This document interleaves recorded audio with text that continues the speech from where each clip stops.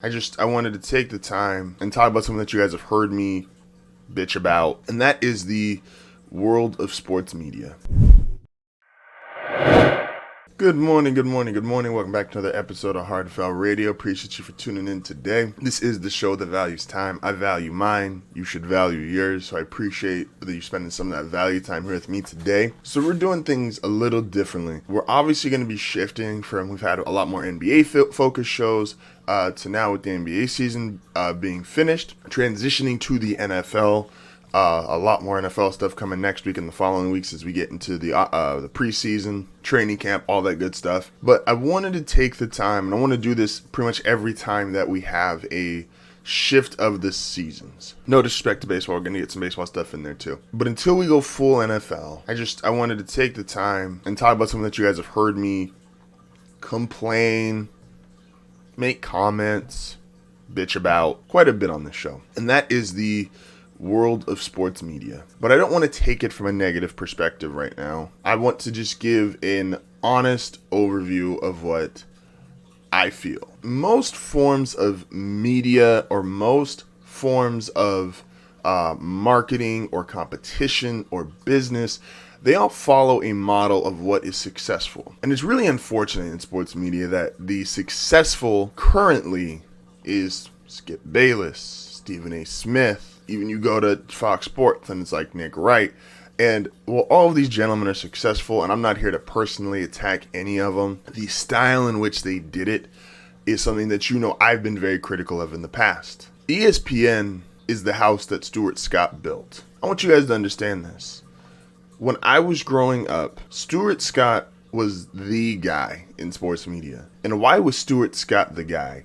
Stuart Scott was the guy because he was entertaining, he was informative, he never came off as this, I have a bias and I have a point that I'm going to get out. He was relatable. He felt like he was just as much a fan as you or I. There's so many iconic moments that Stuart Scott brought to the table during his time as a sports broadcaster. And I think that's so important because due to the tragic passing of Stuart Scott, where he was at that time prior to his passing, he was the number one guy. He would have been the trend that a lot of these other guys would have followed. Like I said, I'm not here to personally attack anyone. I want to just celebrate Stuart Scott today. ESPN, Stuart Scott built that house. When ESPN was a power, and I mean a power, they're obviously still huge. They're $1 billion company, all this stuff. But if you notice, ESPN has had a steady decline year after year after year since about 2012, 2013. Stuart Scott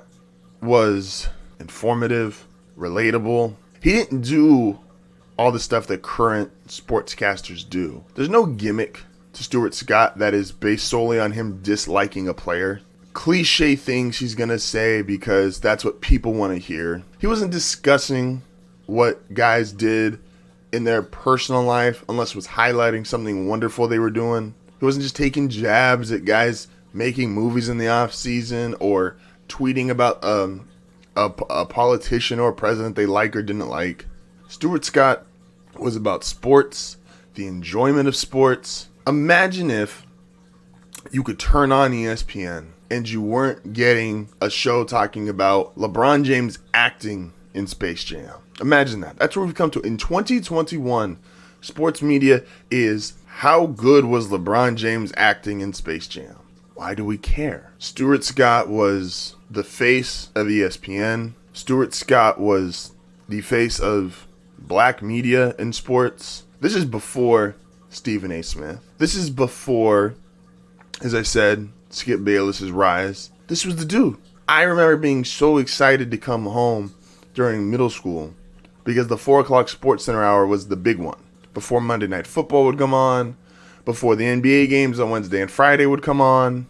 Who were the anchors for that show? The biggest one everybody's watching. Stuart Scott and Chris Berman. Do you ever remember Stuart having to use these really cheap, let me get out an outlandish opinion so people talk about me? Did you ever hear Stuart Scott go after players the way a lot of these guys do? There's no clips on YouTube of Stuart Scott demeaning other players, of demeaning franchises, being critical to the point of being petty. He was able to display his points without doing any of that stuff. And he just had such a good time. There's few people who I don't naturally smile that well. Stuart Scott just naturally smiled all the time. He was inviting. It was energizing almost as you watched the show. Like you could feel his energy. He was just as excited to talk about baseball as he was football, as he was basketball. Even though he would probably tell you himself he was a bigger basketball guy than anything. Since the tragic passing of Stuart Scott, what has ESPN done? Now, mind you, at his hype, Stuart Scott was so big and ESPN was so big. When I was in high school, ESPN opened up a Capitol in LA. That was huge at the time. They were expanding. They were getting bigger. They were providing jobs. They were doing what businesses do when they have success. And what was ESPN's number one product? It was their actual SportsCenter show. Who was the best person? Who was the biggest name on their SportsCenter show? People say you can't be mad at someone for making a living, even if it's on a gimmick. No, you're right. And I don't begrudge any of these men that I've talked about just simply wanting to make a living. But there is a way to make a living respectfully, and there's a way to do it not respectfully. Stuart Scott was the epitome of class. So ESPN post Stuart Scott, this is now the rise of Stephen A., Skip Bayless, put your other anchors in there that you want to say have gotten to this. Rachel Nichols is another one who's been much bigger since the passing. What do? Well, you know what they do. And how has that turned out for ESPN? ESPN has been a declining company, laid off thousands of people, and you could argue, is no longer even the best sports television network. FS1, Barstool. I understand by the numbers they might be, but this is no longer clear in a way.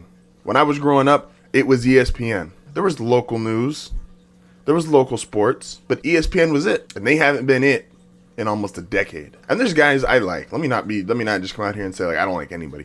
I still like some of the former players that go on. Shannon Sharp, I'm a big fan of. Colin Cowherd, I'm a big fan of. There's guys in sports media who I do enjoy listening to. Pat McAfee's great. Pat McAfee's a really good example of Pat McAfee kind of follows the Stuart Scott model. I'm not better than this. I'm not bigger than this. I'm a sports fan who's got a blessed opportunity to talk about the stuff that I love. And that's the way Stuart Scott presented himself every day. Imagine if we had an industry that instead of following Skip Bayless and Stephen A. Smith's model of being loud, being obnoxious, and just getting out these really brash opinions, what if they all followed Stuart Scott's model?